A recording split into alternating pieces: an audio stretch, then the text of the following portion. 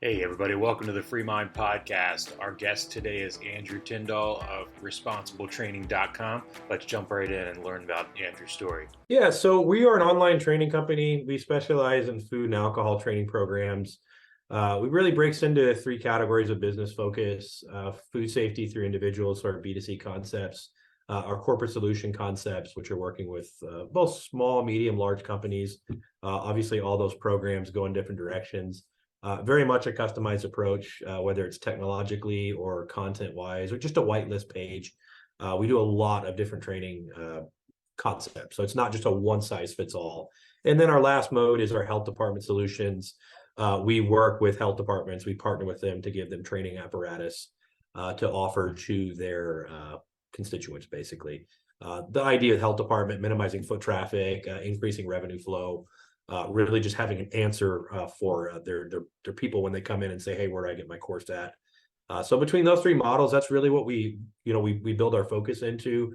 Each one has its own, life in terms of where it goes every day. B2C, primarily our day-to-day flow. People come to the website, they buy a training course, they take it, they certify, they leave with a certificate. B2B, same thing. Thousands of people coming to us, but they're all guided through their companies. And then health department, a little more of an external concept like B2C, in that random people are coming to us, not necessarily associated with anything, but they are guided by the health department. And so that's really, over the last 4 or 5 years, that's kind of been our identity. We actually go back to 1999. My mom started the company originally. At that point, it was operating out of the back of a car. She would drive to restaurants and do training on site, which was really pretty standard back then. And it was a good business model, made good money. But it obviously scalability is impossible. So in 2004, she started looking into the idea of doing some sort of online training concept. At that point, it wasn't really to be the whole business model, but it was to give people a resource to train and do some information, gathering prior to her showing up and doing testing. And so it kind of ballooned from that concept of, hey, here's an online training concept to, hey, back then it was all alcohol training. Here's some food information. So we were actually the first company in 2004 to ever offer a food handler program. And it was done online. It was done just for informative purposes. And from there, it really gathered a lot of momentum at the state level in Texas, and since has turned into, really a national program. Food Manager is another segment of that. It's national. It's been there since the 70s. So there's been a lot of infrastructure to food safety for about 40 years, but food handlers really just started to become enforced last 10 or 15 years. And so we were on a lot of the ground floor of that. As we've just kind of grandfathered into a lot of stuff through time, we have built our catalog to essentially be completely national now with both food handler, alcohol server seller, and food manager. And so what we do with that catalog is it kind of gives us the ability to talk to companies, and individuals, again, coming to us and really have a solution for just about anybody looking for food and alcohol training across the nation. That's fantastic. I'm actually really jealous. I was also one of the ones that went door to door selling this stuff. So I'm 20 years in food and beverage, specifically in alcohol. So I would go through getting people prepped up for their safety training, getting ready for their tips training. And then so we would do the beer and food pairing afterwards, teaching them how to upsell and properly pairing everything out. And that was way before the onlines. And I used to do it with Buffalo Wild Wings and a few other chains, as well as all the independents. So I was working for a distributor. So we did it for free for them as an opportunity to get them ramped up and stuff like that. And then obviously we hope that they bring our brands in. So Right. I think what you have here is something that, especially with the modernization of what you've done with this, that's pretty exciting, actually. How do you currently market yourself to those restaurants and everything like that, being that you are remote with the current, obviously you're doing PPC ads and things like that. So PPC and SEO, definitely a big part of it throughout the years. We probably put a little more effort into SEO personally, just because it's a nicer scalable model. You don't have to dump thousands and thousands of dollars in. But we do targeted PPC for sure. A lot of it, is relationship too, though, because, you'll work with a company and someone will ask that company what they're doing. And there's no better reference than, hey, we use these guys because they're the best or whatever. And so word of mouth is undeniably a big part of it. We do have a very unique approach in terms of how we support our platform. Our entire support team is US based, consolidated in Austin, Texas. So between support, sales, whatever we're doing, development projects, we all live under one roof. And so the ability for us to support programs consistently has really been something that's kind of separated us over the years. So we nurture relationships very well. We keep relationships, proactive. And through doing that, we've been able to keep a really nice customer base. We don't add a ton to it. There is bandwidth restrictions, based on we can only take on so much stuff. But for the most part, once a program's up and running, it's fully automated in a lot of ways. It's fully supported, but the concept of training and certification is really, from our perspective, completely on the user's navigation. So, it's not something we're really involved in. And that is the beauty of the business. In theory, you can scale this nationally like we've done and keep a small team and still be able to service, unlimited amount of people to a certain degree. And so that's the goal, at least. That's where we want to be. Excellent. So when somebody comes in and checks out everything and on your website, and then they actually sign up, are they is it a hybrid approach where you're getting canned courses as well as interactive one-on-one trainings? No, everything is going to be built through our learning management system. There's no direct interactions. Our food manager program requires virtual proctoring, so there is some one-on-one interaction with the proctor environment. But outside of that, it really is a learner guided experience. And so you can start and stop as you want. You can start today, get back 3 months from now and start right where you left off. But the idea is really that people can get on in their own time, because that's the thing in this industry. You may only have a couple hours between, 11 o'clock and 1 in the morning or something to get this done. And our system obviously accommodates that. It's always available 24/7. But there's not a lot of human intervention during the actual training program at all. Videos, activities, things to keep you engaged, quizzes, exams. But from our perspective, we don't want to have to put people in front of us, quite frankly, unless we have to. Well, that's perfect. No, it's one of those things too, where the more convenient you make it, the more it's going to be consumed. So I think especially when you're in the restaurant world, those hours are sporadic and most likely not accustomed to daytime business time zones. So that's perfect. Yeah, and just a little bit here, a little bit there. Do it over a few weeks, finish it up. You don't have to, drive yourself crazy. Or on your day off, plug in and do it all and be done with it. So is it safe to say, with you being national now, you have the ability to service training and prep for any state's certifications of food handling, responsible serving, things like that? Mm-hmm. Okay, perfect. Yes, so the programs break into, again, 3 main levels: food handler, alcohol, food manager. Food manager is the easiest to address. It's got a national law requiring it. So you get an accreditation, you have reciprocity in all 50 states, every county, no questions asked. Every single city, county, state has to have it, in terms of 1 per location at any time. Some of the laws change a little bit. Alcohol is completely state by state. So it's literally been a process of going into one state after another, working with their alcohol agencies, getting programs approved. It's not all 50 states. Now, we have a 50-state program, but some states don't require it. But as you know, with alcohol, major mitigation benefits. So even if you're not required, like the state of Texas has a TABC training course, it's actually not required. But if you get a violation and you don't have it, it's a nightmare. And so it's one of those things, it's basically required. And so between all the states with alcohol, there's 20 or so that have really black and white requirements. And then the rest of them are kind of some area of gray. But on the corporate end, most corporations want to have everybody certified just because of the fact you have a better story to tell in the case of something occurring. Food handler is sort of a hybrid. Food handler also has an accreditation. It gets you into roughly 10 states that require it statewide. Same concept, the rest of the states. There's actually some city and county programs. Food handler is a very complicated program. We've been at it for 20-something years, which is why we've been able to slowly but surely get it all there. But the food manager is the only one that's a blanket approach. 1 program satisfies everything. The rest of it's been labor of love and time to really get the catalog national. Yes, yeah, my mom started it. She ran it till about 2013 or 14. My brother actually works with me as well. He's a sales director here. Very much a family business, and I don't think that'll change. Not everybody that works here is family, but we don't hire, we don't fire very often. It's something we really try to build from within. Me myself, I've been involved in the company since the early days in terms of watching it grow and being a part of it. I graduated from college in 2010, and from there, I directly started working here. In college, I studied business management with an influence in entrepreneurship. So it was definitely in line with what I wanted to do, whether it was working here or starting my own company. In 2015 or 16, I bought my mom out. And so at that point, I became the majority owner. My mom's still involved in the business to a certain degree. Multiple family members work in the company. But for me, my story started after college in terms of really being directly involved. I started out more of a support and sales role, got to know the customer base. We didn't have a lot of company direction back then. We didn't have a lot of competition either. So it was a little easier world.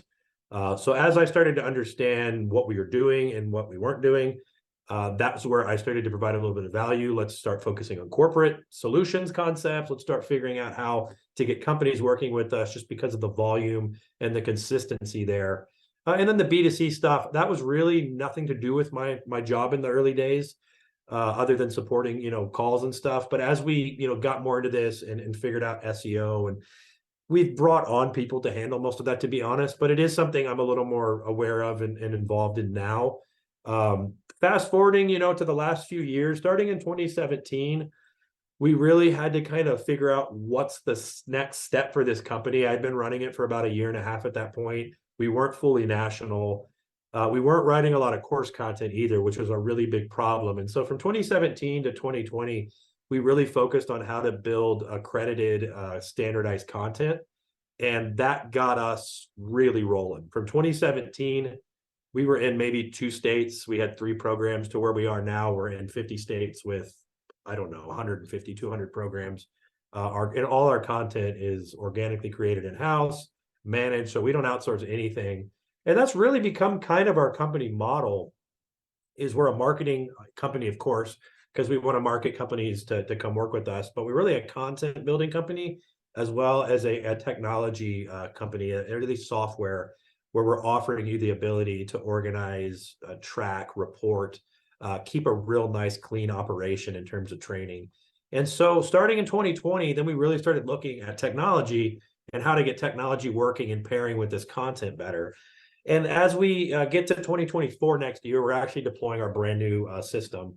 And so that's something we're really excited about, but been about a 15-year evolution of just knowledge, but also of trial and error. And so we really think this system is going to be a culmination of a lot of things that have frustrated us over the years, and finally kind of working through ways to either automate solutions or remove backflow, whatever it may be.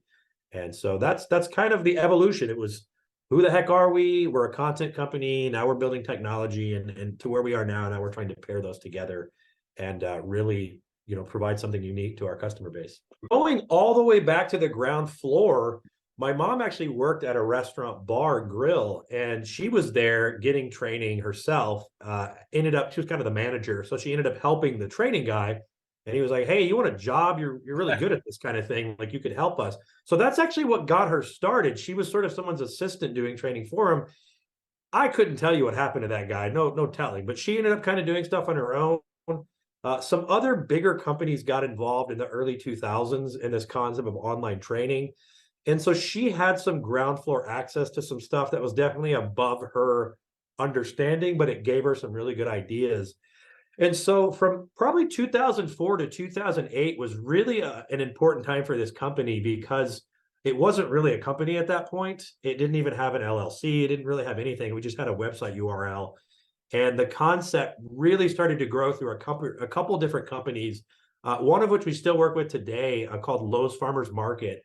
And I bring them up because they're awesome to work with, but they saw an opportunity before it was there, and they kind of gave us a shot at it. And because of that, we've been able to really grow through that concept. And then another really cool company about 3 or 4 later was Chewy, 3 or 4 years later, and Chewy's.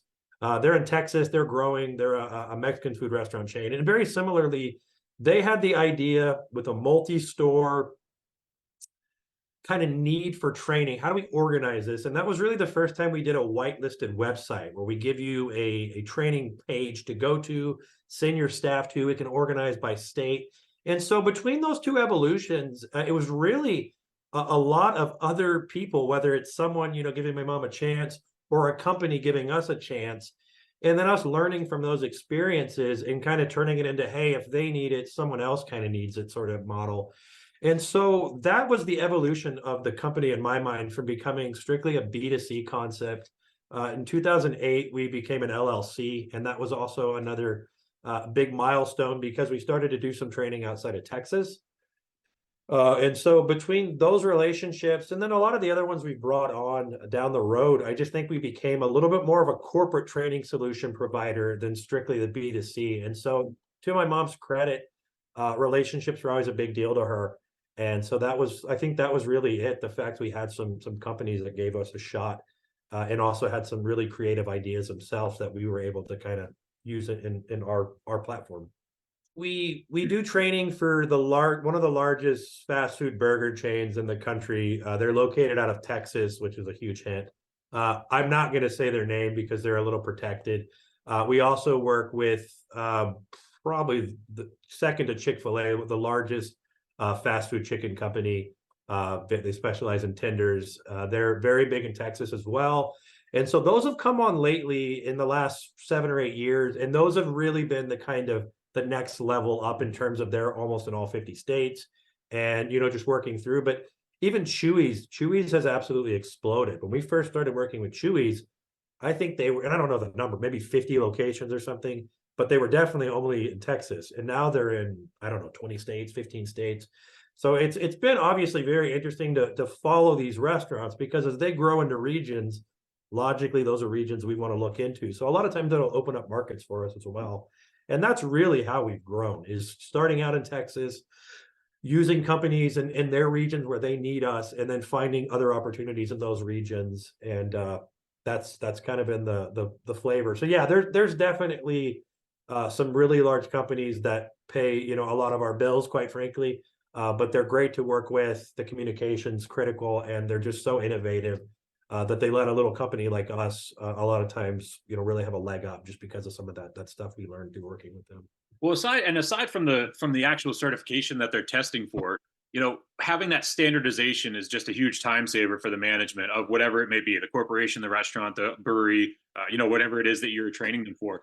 I think that's the real value at the end of the day, that they don't have to sit down, because that's my memories, is sitting down with my manager and going through everything to get ready for the test, and then taking the test, getting certified. And that's time that's not being spent building the business. No, and I think that is such a valuable thing that you guys offer, a standardization of it, and also that remote part. I can't go back to the convenience of it. So like, you have time as your number one valued item, and then the convenience. I mean, that's a win-win for anybody. And not to mention, you snagged a hell of a domain for that. So I'm sure the SEO is perfect on that. Yeah, I'll give my mom credit for that. So going back to probably 2004 or 5, she started just living on GoDaddy, and always, we have statefoodhandler.com in so many different areas. Responsible training, though, believe it or not, we found that in 2015. And it was just one of those things. I was trying to find a new brand after I'd taken over the company. Our first brand was Safeway certifications, and the Safeway grocery store chain didn't love it. And so it wasn't really a battle we won. And honestly, I didn't love it.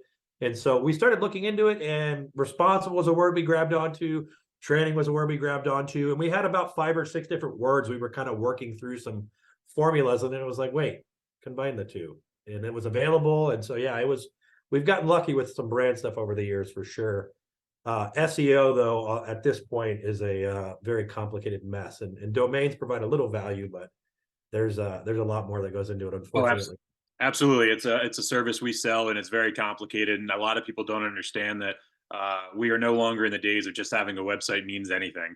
No, heck no. You got a backlink and SEO optimization with content. It's a never-ending project for sure. Yeah, absolutely. So, and with the upcoming, one of the things we have in our portfolio is AI generated websites, and then the AI generated on the back end. So it's one of those things where, again, it's time and convenience and everything like that. We're offering that daily refreshing of it and self optimization of the website.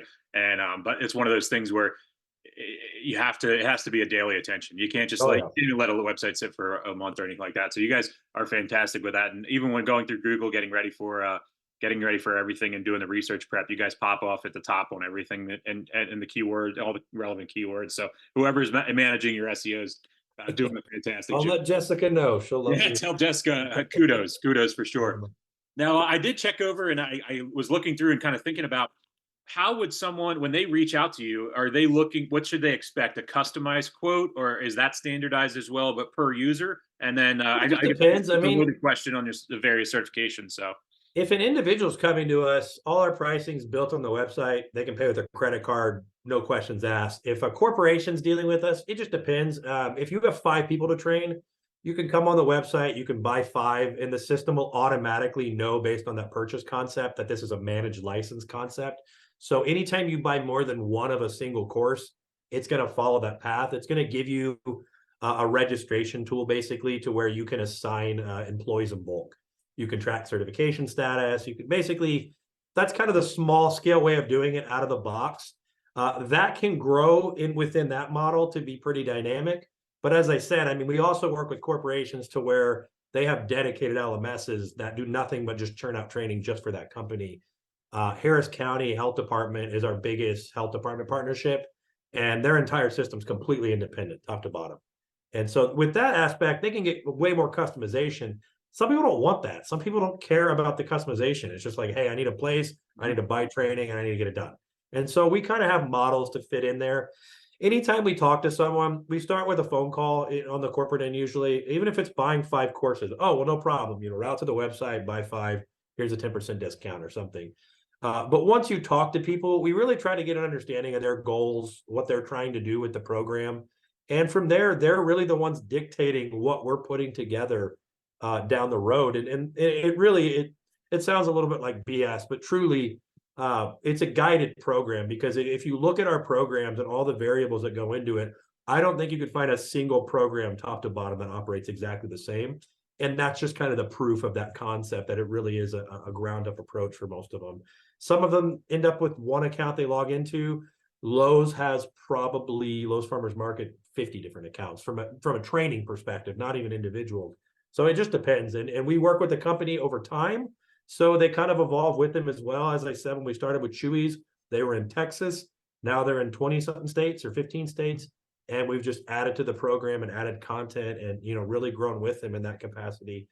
And that's kind of our process right now, for sure. That's perfect. And honestly, from your standpoint, I'm sure obviously you follow the trends of online consumption and education, and it's something that fascinates me completely with the growth trajectory that even it's already had, as well as where it's projected to go over the next 5 years. So I think that you guys are prime and just sitting in the right spot. And also for everybody listening, just so they know too, we talked a lot about food service and food and beverage. But I see here you guys have childcare courses, you have forklift safety training, allergen training, underground tank storage operator training, and everything like that too. So outside of that, especially for those listening here, a lot of warehouse operators and owners and distribution, forklift training. We've all been there. It's a lot of times Right. you're down with the guy and working it through. Yeah, you still got to do that. Obviously, he's not going to watch a video and learn how to do a forklift, but some awesome opportunities there for somebody that wants to get us standardized training to help their guys get through there, and girls. Yeah. I mean, it just comes down to resources. We're also looking into cannabis tender right now, which is for all the legalized weed states, similar to food handler training, just making sure you're packaging correctly, That's washing the it. world we're in, and that's a very needed thing. I actually, I Mhm. won't share the name, but I had to go physically to Pittsburgh, Pennsylvania to go to a 3-day course to get certified as a hemp dispensary Yeah. dispensary and And so hemp. that's a new one. Driver safety is one we're looking into proactively, and OSHA down the road. Yeah, I can say Real that from the estate. There's marijuana other. side of things, there was nothing convenient. There was nothing online. No, and that's something that we're building actively right now. We're working with the city of Amarillo on a pool training course. Pool training's been done in a very archaic way for a long time. It's online, which is nice, but it's completely dependent on human interactions throughout the program. And the truth is, when you're doing online training, there's not a lot of benefit from watching a live person necessarily. As I said earlier, that you can't pause, you can't take breaks, you can't reinforce. Hey, what did he say? I don't have the ability to go back and reorganize my thoughts around stuff. So our pool training course, we're kind of revolutionizing, we hope, the way pool training is done, in that it can be more online, but it's more interactive, it's more engaging, and there's a lot of video concepts that allow for retention, both initially, but also in recap. And I think that's a big problem with a lot of training right now. It's a one-way path. You start and you get to the finish and you take a test. That's not how a lot of people learn. And that's something we do with all our programs. They're completely unlocked as you progress through them. So as you go from lesson 1 to lesson 2, you can always revisit information. All of our quizzes are built with recap concepts so that if you miss a question, not only does it tell you it's wrong, it'll also allow you to go back into that learning environment and recap the information in which covered that question, and basically highlighting why it was wrong. And the idea is we don't want learners to get to the exam and be like, where was this information? We want it to be challenging. We don't want it to be easy, but we want you to take our course and feel comfortable taking our test. And that's generally, that's something that a lot of programs don't do. Food Manager, we just developed it. It's strictly an exam. It is designed to work with any course out there, and it will, and it's great. But the idea that you could take a course and an exam and it at least somewhat makes sense, the questions you're looking at and the content you're looking at, is a big kind of a philosophical thing we work towards. And a lot of companies don't. A lot of companies just pump out questions based off domains and job tasks, and they lose a lot of the common sense of why is this here? How does this link? And learners, they have to deal with that pain as they're taking a test, and you see a question that makes no sense. And that's just, test anxiety is a real thing. And we don't want learners to feel like, it's the end of the world if they fail. So we also usually allow retakes and some other opportunities to alleviate some of that stress. 2 things. They haven't done training because they feel like it's too expensive. They might be owner operators, don't feel like they have the budget to really work with that. And they're just kind of going by and shooting from the hip and getting by with what they have. And that seems to work for them. But kind of talk about, I could be wrong here, but like I'm going through their food handling certifications, things like that. It's extremely affordable. That's one thing. Especially at a corporate level, because if you're doing it, even at an individual level, food handler's $10. And so, it's one of those things. If you can find $10, you can get a food handler course. At a corporate level, you may be doing thousands of them, so that number can obviously multiply pretty quickly. But our bulk discounts are, very, very dramatic depending on volume. So the price point you end up paying is very affordable at a corporate end. You're paying $5 or $6 for the peace of mind of knowing, hey, this person's certified.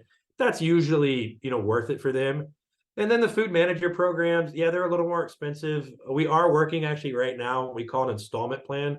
It's for B2C, so that individuals that can't really shell out $75 or $100 right now, they pay $25 up front and then some sort of follow-up schedule of payment on the back end. Just because, again, sometimes the $100, really messes up your budget. But if you can break it down a little bit, maybe it's not as painful. So trying to alleviate that, because money is, and especially right now with inflation and stuff, I can't say we're the only, but we're one of the very few companies, we've not raised our price a penny. In fact, we've lowered some prices. And so that's something we don't want to just raise prices just to freaking do it like a lot of companies are right now. And because price point for people making, $3-4 an hour plus tip share, it makes a big difference. And obviously we're sympathetic because that's our market. So for us, we try to keep prices down. We try to keep the amount of time you're putting into it as minimal as possible and as convenient as possible. Again, logging out, starting and doing it, at your leisure.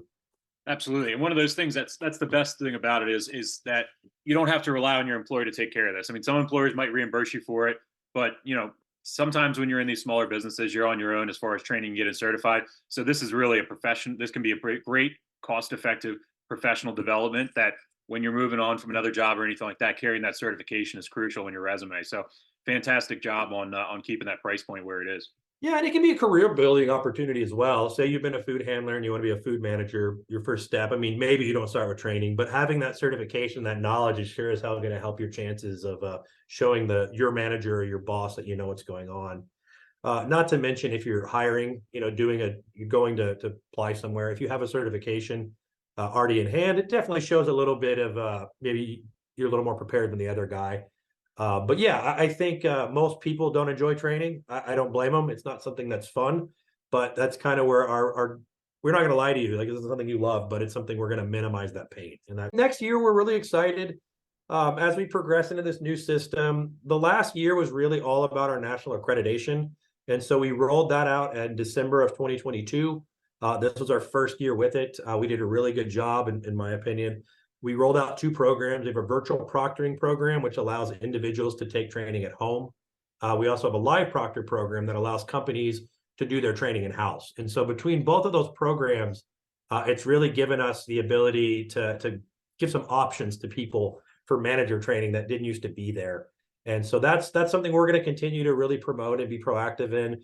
We will move into other industries, and we've already started that, but our core focus has always been food safety, and I can't imagine that's ever going to change. And when I say food, alcohol is paired right there with it. So I mean, basically anyone that has any sort of volume on their website, regardless of what it is, just people coming to it, if you think you can pass them off to one of our programs, we can build URLs, whitelists, we can do API, we can do SCORM integration into your LMS. We're actually working with a staffing company right now where they're building their own LMS, and they want to, basically license our content so they can sell it to their program. And so there's not really any limitation to how we can work our content into somebody else's program, whether they just want a URL and route it to our system, or they're looking for full-blown integration into their system. And that's going to be kind of the future, in my opinion, of training. And so that's something we're putting a lot of effort in. All of our content is SCORM based. So with SCORM, integration is literally just uploading it. And then all of a sudden, all our hard work is just appearing on your screen immediately. And so that's going to be something next year we start to really promote. And that much I can promise you. Yeah, we call it Proctor Seller Solutions. Basically, it's Live Proctor, which is like training schools, things like that. And then the reseller concept can be, you have your own full-blown training website and you just need content, or hey, I just want to make some side money and route a couple people to your system. Absolutely, Andrew. Absolutely. And I'll be telling people a lot about your program. So it's I one of the reasons I reached out for you for this podcast is because that system is so archaic. Not your system, but the industry. No, I agree. The whole model. I think that you've taken the like you said, that most stalest training in the world and really made it attractive. And also visually. I mean, it's one of those things where if anybody hops on that website, you're immediately going to see that things are going to be visually appealing. It's not going to be some stale 1980s video that we're popping in the VCR and waiting for the static to go across. Right. It's your high quality photography, high quality video, and affordable pricing with a great value. So everybody make sure food handler training, food manager training, alcohol server, underground storage tank operators, allergen training, forklift certifications and safety, and childcare courses are the first ones I see on here. And absolutely, responsibletraining.com. Thank you so much, Andrew, for checking everything out. And we hope to send a bunch of breweries, wineries, distilleries, and bars your way. Definitely. Thank you very much. The FreeMind Group is your trusted partner for marketing and sales development in the food and beverage industry. Founded in 2008 and based in York, Pennsylvania, the FreeMind Group helps you reach your vision and everything in between.